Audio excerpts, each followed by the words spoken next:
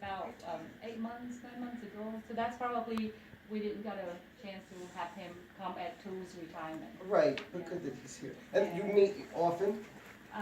We normally about twice a month. We Okay. have a group that we go to one of the temple, Right. do the Dhamma learning, and outside of that learning environment in the summer months, the kids stick together for like a pool party or a barbecue cookout. So this group is a very cohesive, very, they know each other well. They get Wonderful. along. No, Yeah. it's wonderful that you can do that together. It's a little bit of a sangha. Yeah. You've created Pretty your much. own. I your own told them sangha. that, I told my kids, I said, you are very lucky. You have a group that you have fun and you learn. When I growing up, I didn't get that chance. I went to the temple and we just bow and sit there chanting for hours. Well, like 2 hours. It was so boring. We don't have a group of the same age. You didn't have an understanding, right? No one really explained what it was all about. Yeah. And I know who is always children advocates for having them learn, understand, have the right understanding that will help them in the very long run, and No, not this only is for the kids, wonderful. for us too. Several years ago, you were talking about that, having the children together. It's good to see it's become a reality. Yeah. And that's really important, I think, for people to be together in a group. Well, the studies have shown that people do better when they're part of a group. That people are less depressed, they live longer if they have good connections with people. That some people are very alone in the world. They don't have. So to have a group is very, very important. Yeah, for people who don't know about me, my name's Charlie. Charlie Cellino. I'm a medical doctor, an MD, but then I specialize in psychiatry. So for me, then I had to go first, high school. Then after high school, I had to go to college. Then I went to Boston College. Then after that, I came to Georgetown. So then I came to Washington.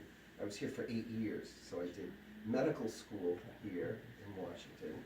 And then I stayed on. After I graduated medical school, I did my psychiatry residency.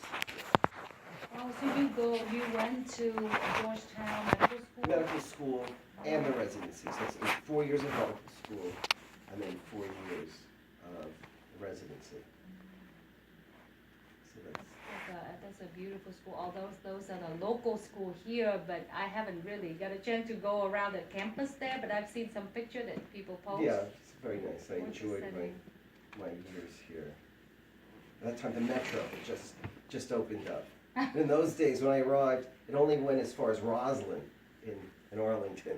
So What year was that? 1977. Oh, So in 1977. the metro had just opened a year or two Okay. before that. And So Roslyn- 1977 is when you first get First accepted year in the medical medical school. school.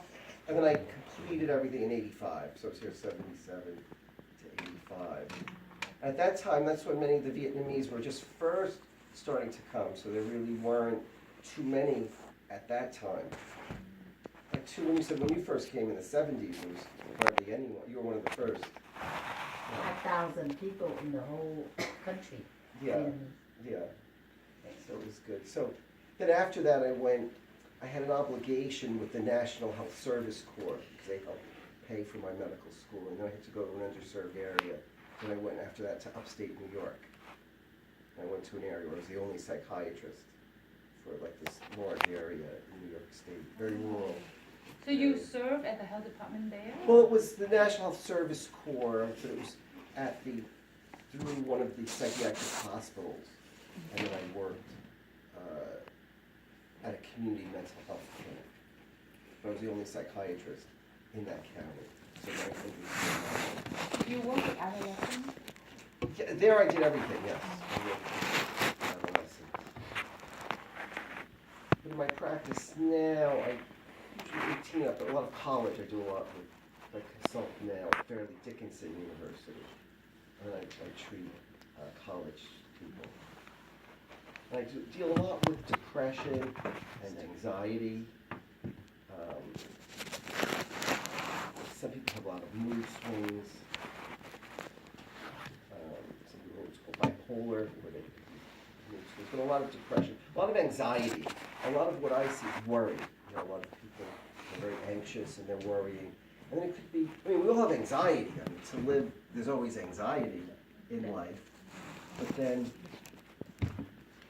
it could reach a point that it could start to interfere. And that's when it becomes a problem, when anxiety interferes with functioning, when people have trouble then working, or they have trouble in their relationships, family, with other students or co-workers. So when it starts to interfere, that's when it becomes a problem. What I found actually is very interesting, there's a lot of correlation between what I do and what the Buddha taught. You know, the way, like when you look at the Four Noble Truths, everyone here is probably aware of that? Like the four, Who still remember the Four Noble Truths? Do people remember that? Because there's a Okay. connection. First là gì? What's the first? The What's first the là first? Đừng trả lời. Uh, Who knows about the Four Noble Truths? Đẩy tay lên. Yeah. Raise your hand if you Anh xuống vô remember. ở đâu? Yeah. Con biết, con heard, you all heard of it before? Yes, it is. You are my mom. Yeah, we took it. Yeah, we took it on a test, but Oh, test, you could test to them too? No, in In a Dharma learning class. Oh, then there's a test. Myanmar temple. Oh. Oh, okay. Then they give a test. But some might not know. She doesn't know. Well, actually, the one actually it's similar to what I do when I see a patient. Actually, because the Buddha followed the same method that a doctor would use when a doctor sees a patient. So let's say a patient comes to me and they're suffering, right? A patient comes in because they have a certain problem. So let's say a patient comes in and they're having pain. So first, there's pain. And that was like the first noble truth, that to live means that there's going to be pain. That there is pain, there's suffering. And then Buddha used the word dukkha, which could be pain. It's been translated many different ways. Pain, suffering. Some people say like an unsatisfactoriness, that there's something, do people know what that word means? Unsatisfactory, like something's just not quite right with it. So just like a doctor, someone comes in, there's a symptom. So you say, okay, we all agree, there's a symptom and they have suffering. So that was the first noble truth, is there's suffering, there's dukkha in life. But then as a doctor, we can't just say, okay, there's suffering. We have to say, what might be the cause of it? So if someone has pain, why are they having pain? So you want to see what the location is. If, let's say, for me as a doctor, many times it's depression, but then depression could be caused by, let's say, their thyroid isn't working right. They could have low thyroid function. Or it could be that they're dealing with, it's reactive to a lot of stress that they're having in their life. So there's a cause for it. So I have to find the cause of why they're having the pain, right? And you deal with that too all the time. Or someone has a problem, let's say their blood sugar is low, so they have symptoms, you have to find why there's a reason. So it might be diabetes. Or someone's having pain, it could be appendicitis, their appendix. So that's the second noble truth, is what's the cause of suffering? And then Buddha said that for him, like the suffering in life is, the cause of all suffering is attachment or desire, too much desire. So that would be the second, like a thirst. It's been translated many different ways, but like, so there's suffering, but then there's a cause of suffering. But then the third noble truth is that there's a way out of it, the end of suffering. So I have to say, okay, we could find a way to treat. How am I going to treat the suffering? So I come up with, for some patients, like for the people that I see with depression and anxiety, usually it'll be some medication, it could be psychotherapy. So there's a way out of the suffering. And that's what Buddha said, that there is a way, the cessation of suffering. Then we come up with a plan. Okay, now there's going to be a treatment plan. And that's what Buddha did. He came up with a treatment plan. He called that, do people know what that is? With the treatment plan that Buddha came up with, which would be the fourth noble truth. I teach you all the time. It's a certain path. Eightfold, right? Perfect. The eightfold path. And that's what we do as doctors, right? We do that too. You come up with a treatment plan. A patient comes, or let's say if someone goes to the hospital, let's say someone's very, very sick and they have to be in the hospital, we come up with orders. You know, when people are admitted, the doctor has to write orders. We come up with called the treatment plan. And that's what Buddha came out with too. It's called the Eightfold Path. And do people remember what Buddha said some of the aspects of the Eightfold Path are? Mấy con participating. This is Like right, this, Well, we say, Lily and Anna, I can't remember. We all know, but we just want to, look at by reviewing it. Yeah. Eightfold path, eight noble paths. Make them remember. Not Just, one. yeah, just give one. Right view. Right view. Right view, yes. Right Yeah. speech. Right speech, Right perfect. thought. Yeah. Right thought. Or right livelihood. Yeah. Yeah. So he came up with a plan. So that's similar to what I do as a doctor. So first, there's pain. Then you're coming up with, there's a cause for the pain. And then you could say there's a way out of the pain. And then there's a plan to follow. So that's pretty much what doctors of all specialties do. But that's what Buddha also said for our lives that we could do. But there is, just to live will always be something unsatisfactory. There's always going to be, things aren't always going to be right. You know, there's going to be fear, anxiety, worry that we all have. We could feel that we might not succeed at what we're doing. Like many of you now have just started high school or about to start high school, and you're thinking, oh my, how am I going to get through this? So there could be a lot of worry. So there is anxiety. But then one of the main ways of dealing with that is through the path that Buddha had, like through mindfulness, through being in the present moment. Because what I found is that a lot of anxiety is worry. It's when we're not in the present moment. Think about that right now. Think of where you're at right at this moment. There really isn't anything to really worry about. All of you are very safe. Everything is fine. That if you are having anxiety, it's not from this present moment. It's something that you might be worrying about. You might be thinking, oh, I have this assignment that I have to do before we go back to school. Or it could be that you're worried about an argument that you've had with someone. So we're often anxious because we're not in the present moment. We're worried about something that might happen. We're upset about something that did happen. Let's say if someone at school got angry at you and said some nasty things, and you're angry about it. So you're not in the present moment. So what I find that helps for myself, and what I often talk to my patients about, is bringing your mind to the present moment. I call it changing the channel. Just like if you're watching TV and there's a show that you don't like, what do you do? If there's a show, you change the channel. So that's exactly what I say to them, change the channel. Because think of it, just at this moment, you could be thinking about thousands of different things. You know, and the mind has a way of worrying. There is a certain tendency to worry. But if you bring yourself back to the present moment, that helps a lot. And that's really what meditation is. It's just purely being in the moment, watching the present moment as if it's a movie. Just like you watch a movie, you could watch the present moment. So it's a way of being able to change the channel. Just like what the TV said.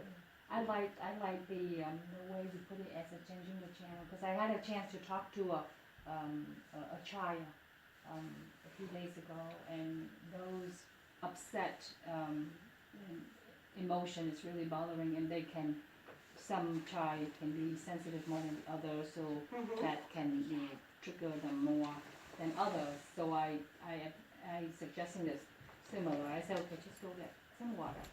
Just remove yourself from that situation or whatever. Just go get a water and go. Just distract yourself from whatever that causing the discomfort, causing. Exactly. Because all of us, it's just natural we worry about things. You know, is everything going to be okay?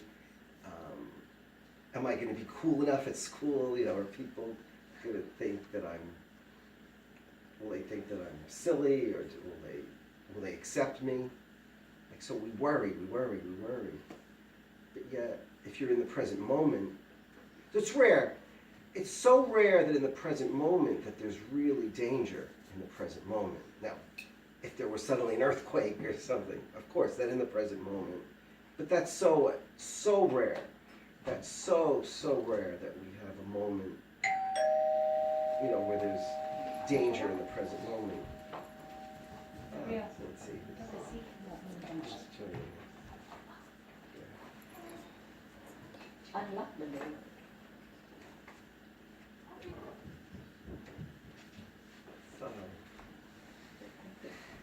Someone's joining us. I know. We all Yeah, trickling come on in. Have yourself, this is home for Dharma. Yeah. So it's so rare that in the present moment. But that's interesting. I don't know if in biology, if people have studied the fight or flight response. Have you studied that at all? That's the autonomic nervous system. So if there is danger in the present moment, there are mechanisms within to respond to it. So if there is danger, like the heart starts to speed up, blood, you know, you want to get blood flowing. So either, like if you have to fight it or run as fast as you can. So let's say there was an earthquake and you had to get out of here. You know, you have to be able to run as fast as you can. To breathe, you want oxygen coming in. But the problem is that it's designed for these rare situations, but for many people, they're always acting as if there's like a physical danger. So the heart starts beating fast, we hyperventilate. So what happens then is these situations that are just meant to be very rare become almost all the time. So people are acting as if there's constant danger. See, that's the mind labeling everything as a danger. And that's what happens with worry. So hi, so we have a new person here. Hi, I'm Charlie. And this is... Cái mặt buồn. Ai mà cái mặt buồn. Yeah. Oh, there's more people coming. À. Hi. Sorry, Oh, that's I fine. went the wrong location. No, that's fine. Welcome. We were talking a little about the Four Noble Truths and talking a little bit about things. And your name, hi, and we were just, I didn't introduce the others, and this is Patrick. Hi, Patrick. Benji. And Reggie? Oh, Reggie. Hi, Reggie. Oh, Benji. Benji. Oh, like Benjamin, right? Or Benji. Benjamin. Hi, Benji. Good. So that's why in the body then there are these mechanisms. So it's geared for us to protect ourselves from danger, called the fight or flight response, but then we use it all the time. So like if we start worrying about, let's say, school, or worrying about what someone might say to us, these mechanisms are there, like the heart starts pounding, we sweat, we get nervous, and it's all the time, so we need a relief from that. So again, using that thing, there's pain, there's suffering, but then there's a way out of it. I think that's where meditation can be of help. Maybe we could share with some of the things that make us like upset and nervous. I don't know if people want to share some of the things. Like, what are some of the things that might make us a little bit worried, or might make our heart pound a little quicker? Are there situations that are really awful or terrible? I don't know if people want to share. Public speaking. Yes, that's number one. Actually, that's the number one fear, is public speaking. That in a study, public speaking was number one, and the fear of death was number two. So public speaking, the fear of public speaking, beat out death. The fear of death. Oh, So, really beat the death?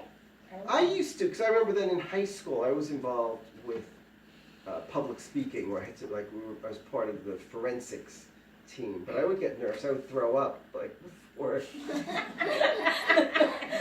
Right before I would throw up. I got to one year when I was a senior in high school, I was in the national finals. I went to Chicago for the national finals for public speaking. I remember in the hotel room, I was throwing up. Then I went out to give my speech. So that it's natural to have that fear of public speaking. Do they sometimes in school you have to speak in front of the class? Yeah. And then you get nervous. Yeah. See, so there at that point, you're not in the present moment. See, you're ready, ahead of time, you're thinking in the future. So does anything help you when you get nervous like that? Is there anything that you could do to help? Not really, because like at the moment you're kind of panicking. This would be like maybe like 5 minutes before, like just right before. Yeah. Well, I've always found that the breath, just focusing on your breath, like take the deep breath, because that's the present moment. You always could go back to your breathing. That could be like the home base. So just for a moment, just focus on the breathing. But it could be, then what do you find scary when you get up there and everyone looking at you? Yeah. Yeah. Like you don't know Or like what when you they're mess thinking up. of you. What they're thinking. But what helped me then is I realized, but then I have this opportunity to, I guess there's a certain power that you have that you could speak, you could share your ideas with them. But it is scary. But then once you start, then it's better. Once you start speaking. Yeah. But it's a great skill to have though, because in life, whatever you do, many jobs, you have to do some public speaking or run meetings. Yeah. Is that a fear that others have too? The fear of public speaking? You have to get up before your class? No? You're able to do that pretty well? Yeah. Oh, good. What helps you then? Is there anything that you do, William, to help you when you get up and speak to? Well, when I do public speaking, I usually know everyone and everyone knows me. So Right. sort of like they won't really judge you when you speak. Right. And that's like one thing that everyone's scared about public speaking, that the people will judge you, but you just gotta know that it's just how it's gonna be. Right. Yeah. Because that actually, I think you hit the nail on the head. I think that's really at the core of it, that fear of being judged by others, right? For many of us, not just in public speaking, but if you extend that, what William just said, that thing about being judged by others. What are others thinking about me, right? Would people agree with that? That that's a lot of the anxiety that we have, right? Would people agree with that? That how are other people going to judge me?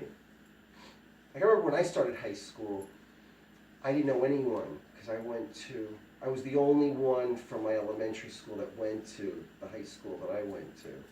So I remember not knowing anyone. I remember feeling anxious. So what are people going to think about me? How are they going to judge me? Yeah. So I remember that was scary. But that could be something. So that could be the source of dukkha. Dukkha, that the suffering that Buddha talked about is how are others going to judge me? What are they thinking about me? And I'm sure at this age group, bodily image is very important. Very.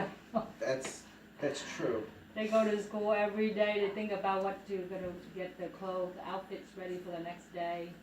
Yeah. Going to. Oh, that's right, with the and clothes. midnight days. Right, with clothes. Although when I was actually in up through 8th grade, we had the uniforms. That made it easy. There was no having a uniform made it easy. But you do worry. I remember being young because I was generally on the shorter side. So I remember, am I too short? Because some of the kids were much taller, and I wasn't as good. Let's say, and basketball was really good. My school was one of the top schools in New Jersey for basketball. I'm not. Some of these kids were like over 6 feet tall. And when we'd have gym and we'd play basketball, I wasn't. I tried to shoot the ball, and they just blocked the ball. I would feel like. So there's dukkha. See, that's what Buddha said, that there's dukkha. So dukkha, for me, that was dukkha. I was short. I wasn't very good at basketball, but I was good as a student. So everything's a mixed bag. But I usually did very well with my studies, my grades. So So what are some of the other things that people might worry about? What might be, so body image, right? Are we short? Are we too tall? Are we too fat? Are we too skinny? You know, are there other things too that people worry about or concerned about? Sure, this is like our group, like, Yeah, we you know, could- we sure. normally would gather. Family. Yeah, it's a family. This is non-judgmental. Yeah, no. When you have a Dharma Yeah. family like this, there's non-judgmental. Or are there others like myself, like let's say, like in gym, that you're not as good in some of the sports or some of the activities as some of the others? Do people ever have that fear?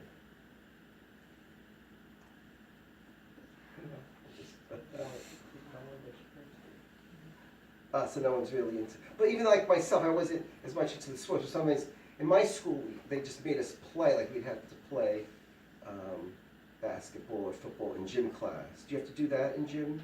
We do tests. Tests? Oh, like you have to do, we have to do that too. You mean like different, Assessment. like chin-ups physical and, assessment. the assess, yeah, we had to do that too. Run a Gabrielle mile. can share when with swim meet come, because she's involved with one of the sport teams. Yeah. So yeah. But there could be worry about that, so the bottom line is it's okay to have that, but then realize there's a way out of it too, and it is temporary, all this stuff, or everything is fleeting. But I think when you're going through it, you feel like it'll never end, right? When we start to worry about stuff. I know many students worry about, like, let's say as they get into high school, even like about college, what they're going to do with college, with SATs, even though for you that's a number of years away, that does become like an area of concern. So anyway, so it's natural to have like different concerns, different about body image, about how we're going to perform. Some people then, as they start getting older, even like about dating, that's still, in the future, people have concerns about that. Might be attractive. Anyone or not. concerned about datings in here? Dating? Because I remember when I was in high school, we used to have dances. I don't know if they still do they do that down here? Have dances. We would have dances. Yeah. And see, when I went to school, it was all boys. It was just an all boy. There were no girls. So we would have dances, then girls from other schools, and especially the all-girls schools. I don't think there's many anymore, but years ago, there were many high schools well, not many, but there were some that would be all boys and all girls. So they would have dances then in our school, and then the girls from the all-girls schools would come. But I remember then it would be like, you'd be very nervous. So someone to dance, you see someone there, and then you go, oh, would you like to dance? There was always the fear that they were going to say no. So there was always the fear they would say no. If we have any of you guys have experience in that, share with with the younger ones so they can feel comfortable when they're done. Because there's always the fear. See, we all live in fear that, what if she says no, then I'll be embarrassed in front of all my friends. I